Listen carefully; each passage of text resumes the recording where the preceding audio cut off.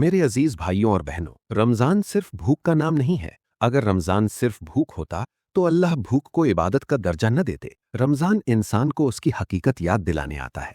अल्लाह ने जब नफ्स को पैदा किया तो उससे सिर्फ एक सवाल पूछा, मैं कौन हूं और तुम कौन हो? नफ्स ने जवाब दिया, आप हैं, मैं हूं। इस जवाब में इल्म नहीं था, इसमें अना थी, गुरूर था।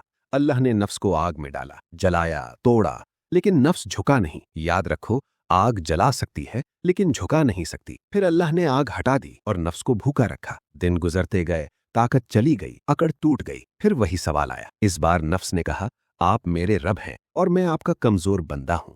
यहीं से एक बात साफ हो जाती है, नफ्स सजा से नहीं, कमजोरी से झुकता है, और सबसे बड़ी कमजोरी भूख। इसीलिए रोजा नफ्स का सबसे गहरा और सच्चा इलाज है। मेरे भाइयों, रमजान में अल्लाह सिर्फ गरीब को नहीं, अमीर को भी भूखा रखते हैं। खाना होता है, पानी होता है, पैसा होता है, लेकिन हाथ रुक जाता है। क्यों? क्योंकि हुक्म नहीं आया। यही बंदा सीखता है, मैं मालिक नहीं, मैं बंदा हूं।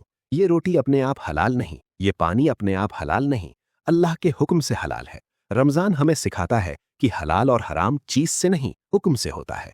रोजा सिर्फ पेट का अमल नहीं, रोजा इरादे का अमल है। जो इंसान हलाल से रुकना सीख लेता है, वो हराम से भी रुकना सीख लेता है। यही वजह है कि रोजा इंसान को जानवर से अलग करता है। जानवर जब चाहता है खा लेता है, इंसान इंतजार करता है, और जो इंतजार सीख जाए वो गुनाह के सामने भी रुक जाता है। इफ्तार का मंजर देखो, सब कुछ सामने होता है, लेकिन बंदा तब तक नहीं खाता जब तक इजाजत न मिले। इस एक मंजर में पूरी बंदगी छुपी हुई है। बंदा समझता है, ये दस्तरख्वान मेरा नहीं, मैं मेहमान हूं। और मेहमान में सब्र भी होता है और अदब भी। रमजान में सब एक ही वक्त भूखे होते हैं, सब एक ही वक्त इफ्तार करते हैं।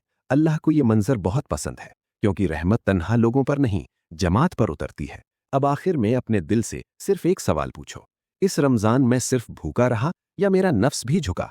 अगर सिर्फ भूख रही तो रमजान गुजर गया, लेकिन अगर थोड़ी सी भी अना टूट गई तो समझ लो रमजान कबूल हो गया।